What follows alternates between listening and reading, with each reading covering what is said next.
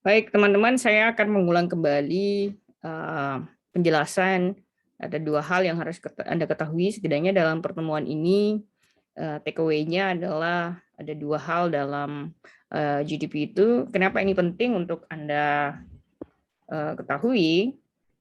Karena kalau kita berbicara tentang GDP, Anda kalau baca berita itu kan biasanya di berita itu hanya dijelaskan bahwa atau di-mention bahwa pertumbuhan ekonomi Indonesia sekian sekian sekian. Namun sebenarnya GDP itu terdapat dua hal yang harus Anda ketahui ya, atau ada dua bentuk dalam penghitungan GDP tersebut. Jadi ada yang dimaksud dengan nominal GDP, ada juga yang dimaksud dengan real GDP.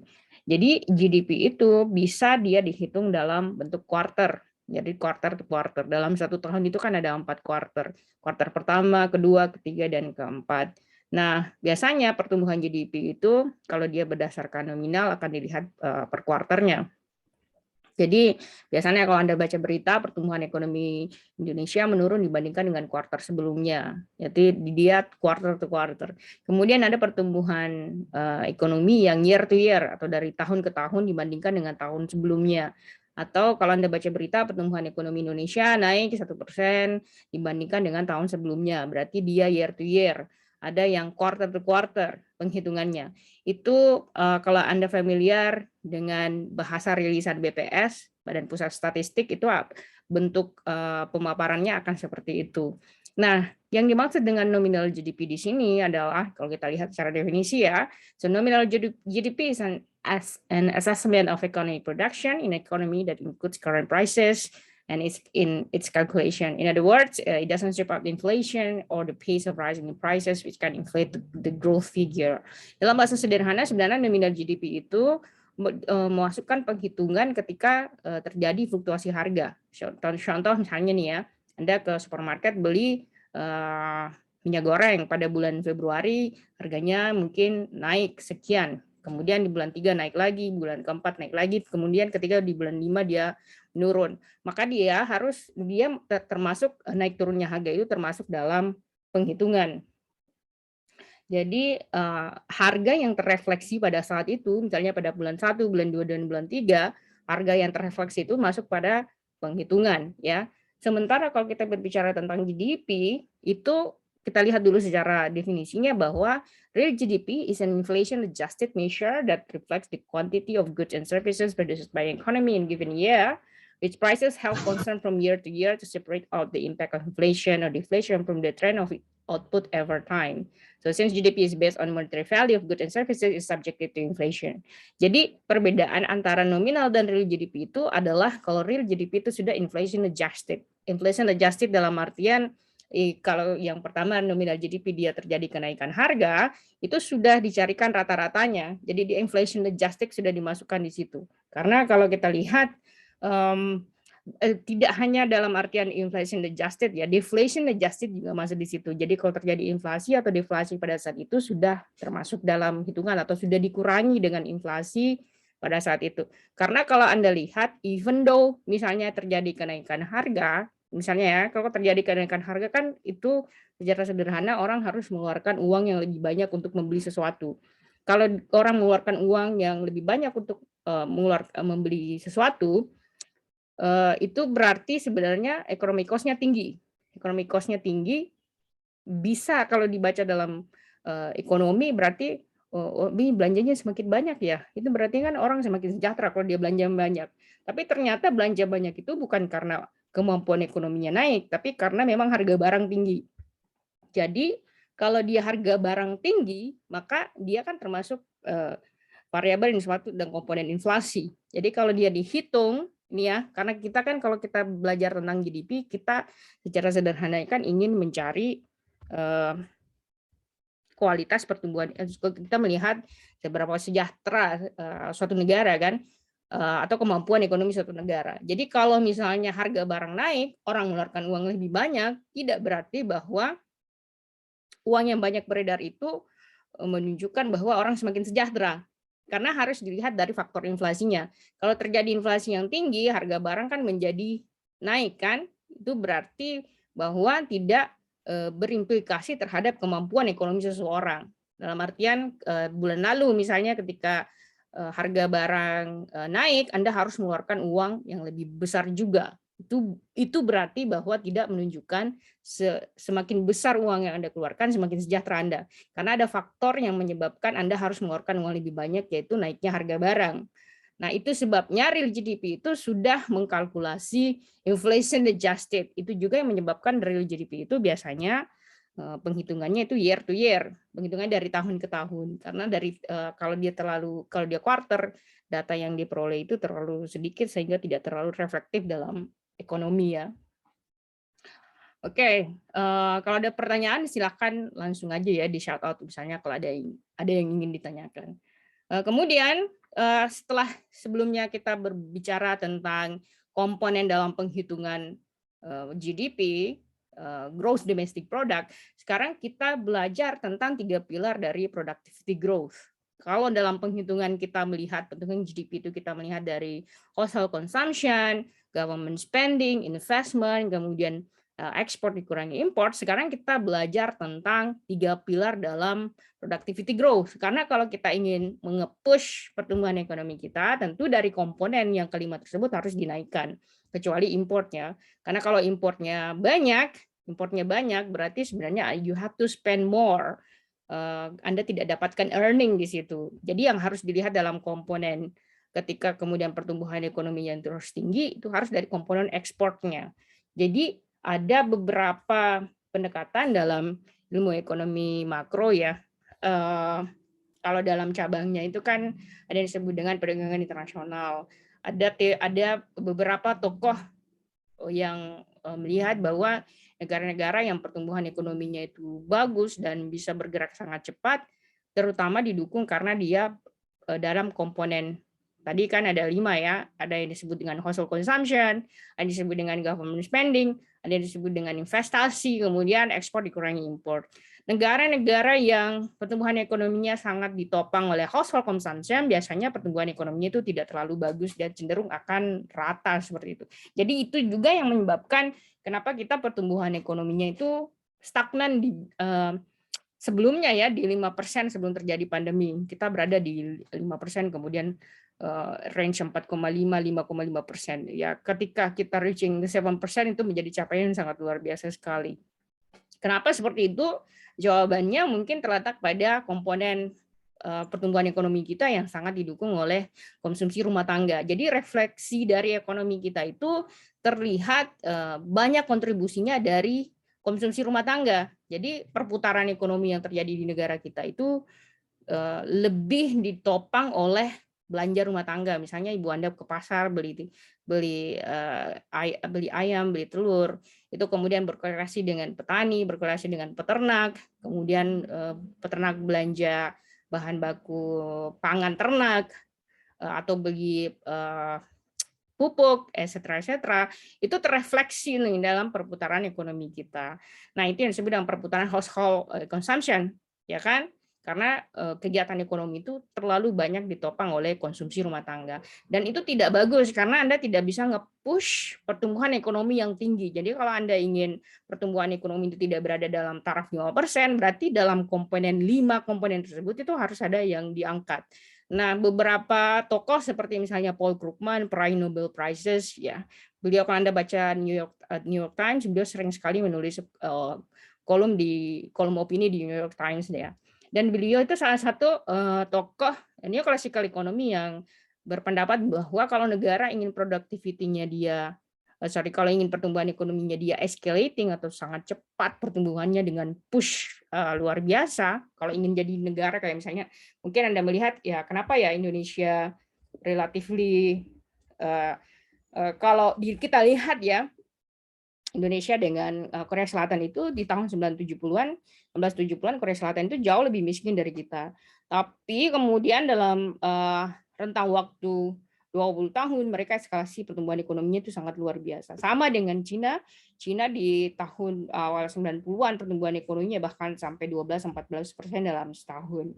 Dan itu mampu kemudian merubah pertumbuhan ekonomi Cina atau bentuk ekonomi Cina gitu. Pertanyaannya adalah kenapa Korea Selatan bisa, kenapa Jepang bisa? Jepang itu bahkan ketika dia habis Perang Dunia Kedua, Jepang itu kan habis-habisan ya karena dibom Anda lihat filmnya Pearl Harbor itu bagaimana kemudian Jepang di Hiroshima dan Nagasaki itu betul-betul habis kotanya, tapi kemudian dalam hanya beberapa tahun mereka tumbuh dengan sangat cepat sekali pertumbuhan ekonominya. Menurut Paul Krugman, kalau suatu negara ingin pertumbuhan ekonominya itu surpassing luar biasa atau naik luar biasa, unsur dari ekspor itu harus menjadi penekanan utama. Jadi dalam 5 komponen tadi ya yang kita bahas di pertemuan sebelumnya, ada household consumption, ada government spending, investment, ada export dan import. Makanya dari kelima komponen tersebut yang harus dipush benar-benar jadi penopang utama dalam ekonomi itu harus dari segi ekspor. Karena kalau ada ekspor berarti ada productivity, you producing something, Anda memproduksi sesuatu. Kalau terjadi kegiatan produksi dalam negeri, itu mengindikasikan bahwa terjadi kegiatan ekonomi. Kalau ada terjadi kegiatan ekonomi, itu sebenarnya merefleksikan bahwa orang di sana tuh bekerja pasti punya income. Kalau punya income, naik produksinya naik, berarti dia sejahtera. Jadi dia bisa belanja lebih banyak untuk kebutuhan dia sendiri. Tapi kalau misalnya pertumbuhan ekonomi itu sangat ditopang oleh konsumsi rumah tangga, misalnya Anda tiap hari konsumsi telurnya segitu, bulan depan konsumsi segitu, ya tidak akan terjadi perubahan signifikan. Karena misalnya nih ya, Anda belanja konsumsi telur, let's say naik dari 1 kilo menjadi 2 kilo misalnya. Korelasinya terlihat di mana? Nanti pendapatan peternak ayam naik gitu kan. Dia harus belanja pakan lebih banyak lagi gitu. Tapi kan konsumsi rumah tangga itu tidak bisa di-push sekian besar gitu kan. Misalnya Anda bulan ini mengkonsumsi 2 kilo, ya Anda mau nge-push bulan depan jadi 4 kilo. Yang ada kan bisa misalnya negara itu menjadi overweight atau kegemukan. Jadi dalam hal konsumsi rumah tangga itu ada constraint-nya, dia terbatas. Jadi dalam 5 variabel itu ya bisa kita push lebih besar sebenarnya dari konsumsi, dari government spending, dari belanja pemerintah. Tapi belanja pemerintah itu pun harus kita pahami bersama bahwa ketika belanja pemerintah kayak misalnya di Indonesia terlalu heavy pada belanja pegawai, ya kalau terlalu banyak PNS berarti negara akan harus mengeluarkan uang lebih banyak untuk menggaji PNS dan itu tidak akan terjadi produktivitas dalam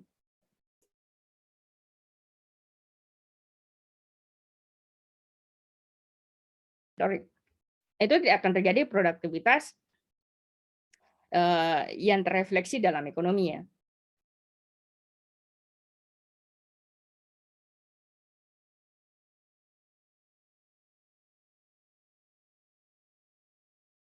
Nah, oleh karena itu dari komponen government spending tentu tidak bisa di-push too much, tapi kalau misalnya government spending pemerintah itu di-push dalam hal yang produktif seperti misalnya membuat jalan raya, memperbaiki public services untuk health services, education services, atau unsur-unsur lain yang kemudian mensejahterakan masyarakat, menghasilkan produktivitas, mendukung pembukaan usaha, itu akan sangat bagus buat pertumbuhan ekonomi. Kemudian investasi yang sifatnya dia foreign direct investment, investasi yang betul-betul kepada investasi yang fisik, peningkatan produksi, investasi sumber daya manusia, peningkatan sumber daya manusia pada pendidikan misalnya, dia akan mampu mendorong pertumbuhan ekonomi. Anda harus bisa melihat bahwa ketika kemudian pemerintah investasi ke pembangunan fisik seperti misalnya Anda mungkin baca berita bahwa pemerintah sudah mengeluarkan sekian untuk pembangunan jalan tol, tapi pertumbuhan ekonomi kita masih seperti itu. Itu harus Anda lihat karena investasi itu kalau sifatnya dia FDI, foreign direct investment, atau dia sifatnya investasi yang ke arah fisik dan investasi apalagi investasi kepada sumber daya manusia itu dampak atau impact dari investasi tersebut tidak akan Anda lihat dalam setahun. Karena misalnya nih orang buat bangun jalan tidak akan serta-merta kemudian tiba-tiba ekonomi booming dalam setahun di wilayah tersebut. Tidak akan seperti itu modelnya. Namun itu kita akan bisa lihat ke depan dalam proyeksi misalnya 5 tahun atau 10 tahun terjadi perubahan. Sama dengan seperti pembangunan sumber daya manusia. Let's say kita memberikan gaji yang tinggi untuk misalnya dosen, guru, dan tenaga didik lainnya, atau kemudian investasi pada universitas yang memiliki apa namanya ya,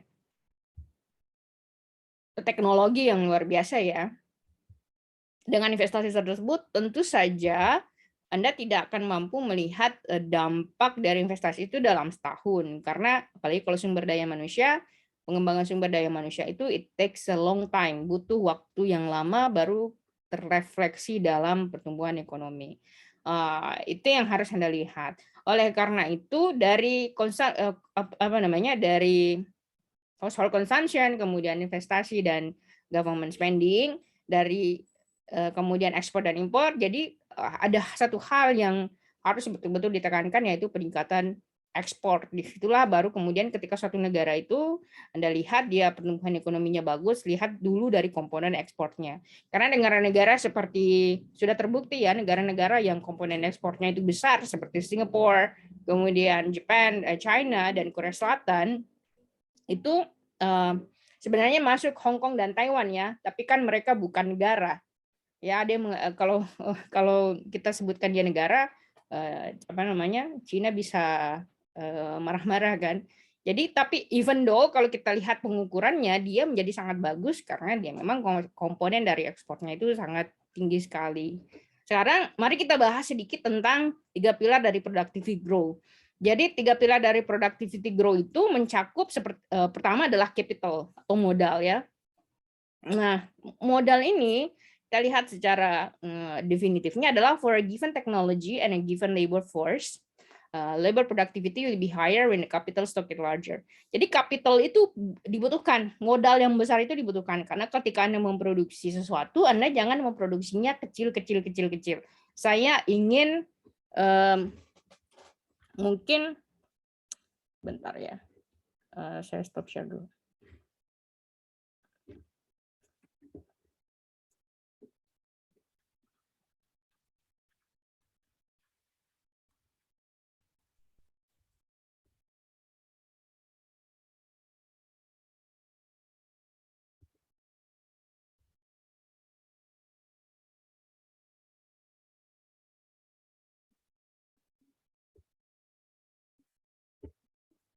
Nah, yang ingin saya tunjukkan di sini adalah kita lihat misalnya di gambar ini ya. Ini adalah lahan sawah yang ada di Indonesia. Jadi lahan sawah di Indonesia itu dia terpetak-petak menjadi kecil. Karena memang kepemilikan lahan di Indonesia itu menjadi dibagi-bagi menjadi per rumah tangga ya. Kalau kita lihat dia lahannya lahan yang besar itu hanya ada di beberapa wilayah seperti misalnya di Jawa yang lahan datarnya itu memang luas dan kepemilikan lahan terhadap lahan pertanian atau sawah itu memang luas ya. Tapi ada beberapa wilayah yang seperti misalnya di Sulawesi Selatan, kemudian di Bali misalnya yang lahan pertaniannya itu kecil-kecil seperti ini. Sehingga kemudian kalau harus menggunakan teknologi, Anda lihat teknologi traktor ya di sebelah gambar yang diperbesar itu, dia menjadi tidak efektif. Nah, kalau kita bandingkan dengan farming land di USA itu kalau kita lihat di lahan pertaniannya itu luas sekali. Lihat nih, lahan pertaniannya menjadi sangat luas sekali. Kalau dia lahan pertaniannya very big seperti ini, keuntungannya adalah kita bisa menggunakan teknologi yang besar gitu. Jadi ketika kemudian harvesting atau proses panen, proses tanam itu kita bisa menggunakan teknologi. Jadi dia lebih efisien ketimbang kita misalnya melakukan pertanian yang dalam bentuk petak-petak yang kecil-kecil, atau karena hanya kita bisa menggunakan traktor di situ, traktor yang mungkin daya harvestingnya atau daya pengolahan tanahnya itu bukan harvesting ya, daya pengolahan tanahnya itu menjadi kecil gitu dan tidak efisien. Karena kalau kita berbicara tentang capital, kita butuh capital yang besar sehingga kita bisa memproduksi barang yang jauh lebih besar. Kalau kita bisa memproduksi barang yang jauh lebih besar, maka dia akan jadi efisien. Efisien dalam artian kita tidak perlu mengeluarkan cost yang sangat besar sekali, sehingga kemudian cost-nya ditekan, dia menjadi lebih efisien. Dan itu hanya bisa dilakukan kalau kita misalnya melakukan pendekatan dalam bidang teknologi. Jadi korelasi antara capital Ya, kalau kita punya uang yang banyak, capital yang banyak, modal yang banyak, kita bisa beli teknologi yang besar, tapi tentu juga harus didukung oleh misalnya kapasitas lahan kita, terutama misalnya kalau kita berbicara tentang produktivitas dalam pertanian. Sama dengan kalau kita berbicara, sorry, kalau kita berbicara bukan saja di sektor pertanian, saya kita berbicara di sektor perikanan. Kalau di Indonesia, kalau kita lihat ya kapal-kapal yang ada di negara kita itu, dia kapalnya kecil. Let me see. Kita lihat kayak misalnya dia I don't know if you know this one. Jadi model kapal di Indonesia itu tipikal ketika nelayan itu ke mencari ikan, dia model kapalnya itu kecil-kecil seperti ini. Jadi ketika kemudian dia ingin menangkap ikan, berarti kan kapasitas produksinya dia kecil ya, tidak terlalu besar. Kalau misalnya seperti ini, kita bisa membayangkan mungkin yang dia tangkap itu sekitar 5-10 kilo dalam sehari. Tapi kalau misalnya kita lihat kapal fishing vessel dari South Korea seperti, atau kita lihat benchmarknya Jepang ya.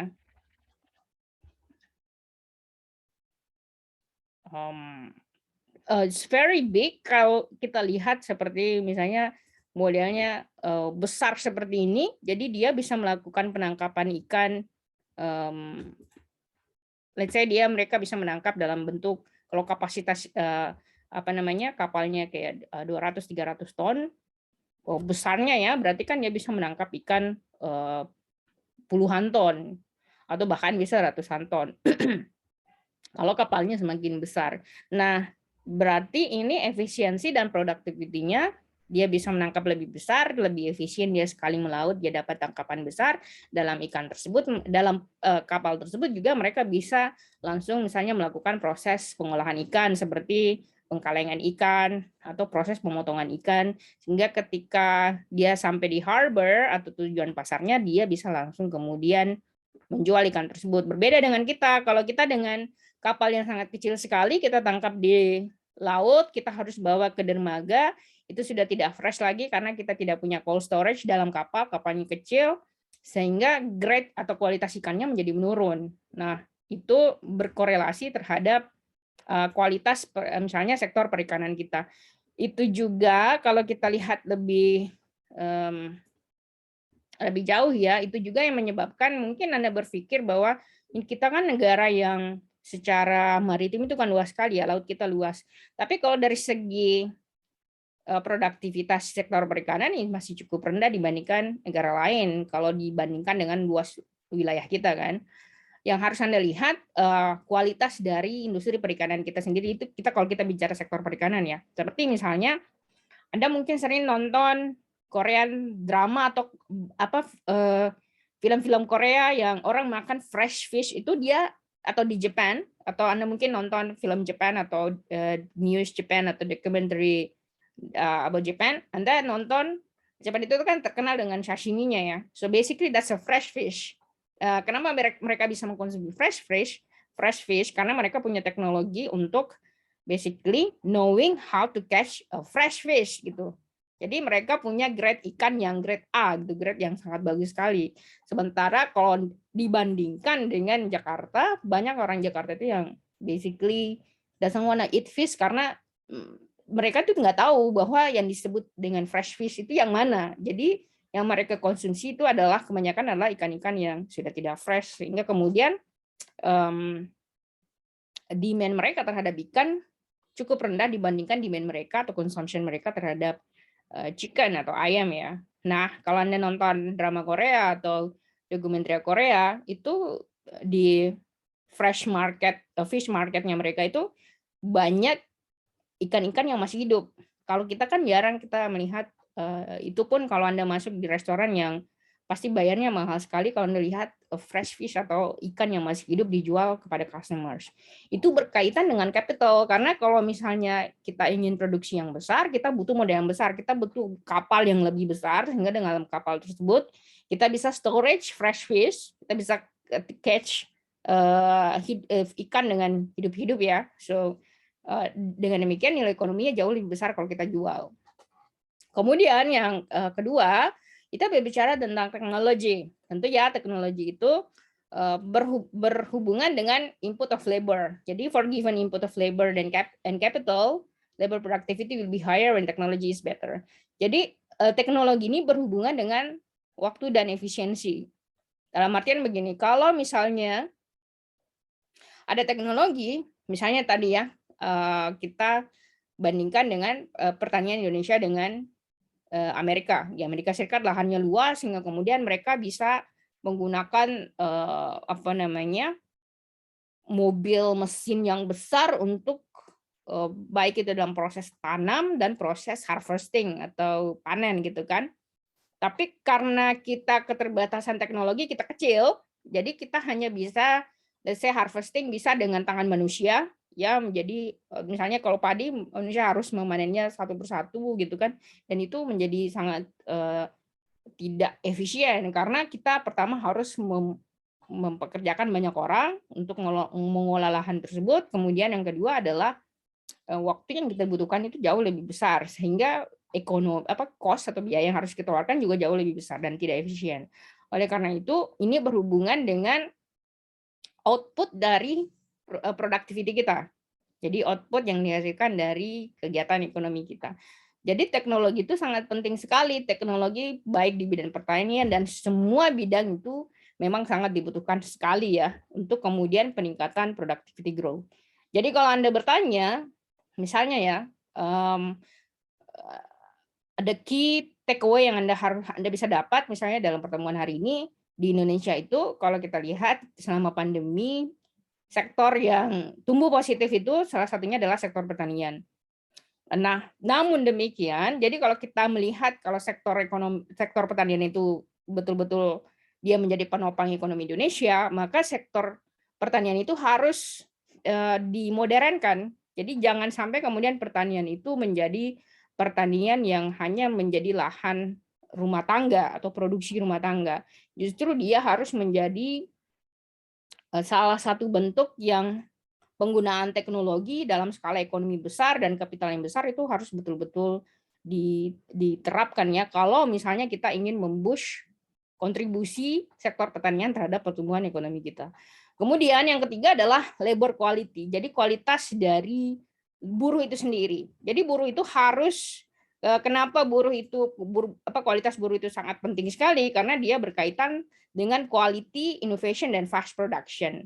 Ada beberapa hal yang sorry.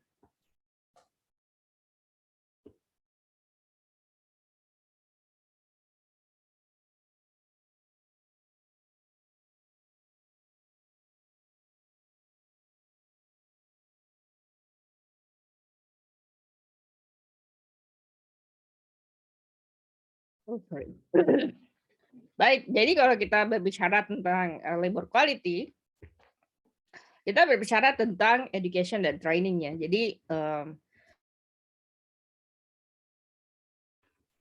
Jadi education itu penting dan training itu penting karena for a given capital stock, labor force and technology, labor productivity will be higher when the workforce has more education and training. Jadi secara penelitian juga menunjukkan bahwa kalau misalnya labor itu buruh itu, saya juga termasuk buruh ya. Jadi semua orang yang bekerja itu sebenarnya technically buruh. Jadi kalau misalnya Anda melihat ada orang demo buruh dan hanya beberapa orang, 100 orang, itu menjadi questionable apakah mereka betul-betul representasi dari buruh. Nah, sebenarnya semua orang yang bekerja itu buruh. Ya, itu masuk kategori pekerja. Nah, cuman pekerja itu kan ada dua, ada white collar dan blue collar. Tapi esensinya adalah semua kita adalah pekerja. Orang yang bekerja mendapatkan gaji itu termasuk sebagai buruh ya. Nah, jadi kalau kita berbicara tentang labor quality, kita sangat berkaitan dengan kualitas dari hasil produksi yang kita hasilkan atau output dari produksi. Kemudian dengan labor atau buruh yang berkualitas tentu bisa melakukan inovasi, juga tentu bisa mempercepat produksi karena ada beberapa hal yang tidak bisa dilakukan oleh teknologi, seperti misalnya pengecekan Anda misalnya lalu lintas, ingin melihat, kualitas dari barang. Even the teknologi bisa melakukan itu, tapi, kan tetap manusia bisa melakukan best judgment.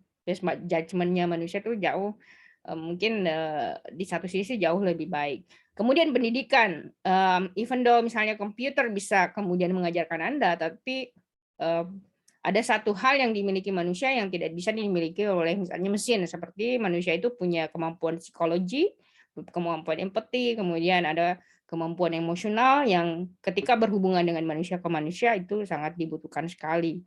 Jadi tentu dalam, eee pembahasan kita pada pagi hari ini ada 3 hal yang harus kita sangat tekankan bahwa 3 pilar dari economic productivity growth itu mencakup, capital, teknologi, dan labor quality.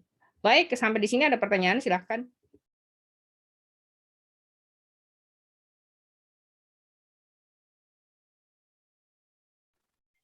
Miss, saya izin bertanya, Miss. Kalau tidak ada, I Miss, think we saya can izin bertanya. basically, lanjutkan, pertemuan berikutnya pada bagaimana cara kita meningkatkan pertumbuhan ekonomi, baik itu dari segi, policy atau growth policy, kebijakan yang mencakup tentang kebijakan-kebijakan yang bisa diambil oleh pemerintah untuk meningkatkan economic growth. Termasuk salah satunya adalah encouraging capital formation atau, meningkatkan, pertumbuhan kapital kita, modal kita ya. Jadi pertumbuhan modal itu sangat penting sekali.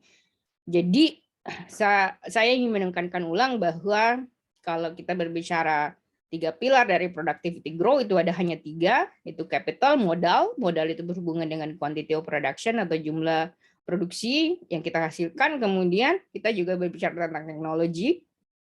Just teknologi itu berkorelasi dengan time dan efisiensi. Kemudian labor quality itu berhubungan dengan quality, innovation, and production. Anda yang bisa dicatat di sini bahwa Anda sekarang adalah mahasiswa, so basically you have no income, Anda tidak punya income, tapi in the future you're going to be labor, Anda akan menjadi buruh gitu kan. Oleh karena itu, so if you want have like a quality of labor, you need to have very good quality at the moment. Jadi Anda meningkatkan kualitas sekarang, sehingga kalau Anda berkualitas ke depan, tentu dia akan berhubungan dengan pencapaian kita terhadap pertumbuhan ekonomi, termasuk pada inovasi yang bisa Anda berikan kepada masyarakat, kemudian bagaimana kita mempercepat produksi di masa depan. Baik teman-teman, kalau ada yang ingin bertanya silahkan, kalau tidak ada, Miss, kita izin mungkin bertanya, cukupkan Miss. sampai di pertemuan kali ini kita bahas ini saja karena suara saya sudah mulai serak. Baik, ada yang ingin bertanya?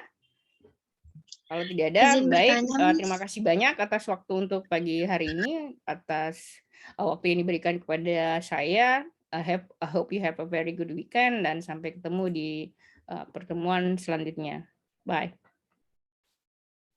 Terima kasih, Miss.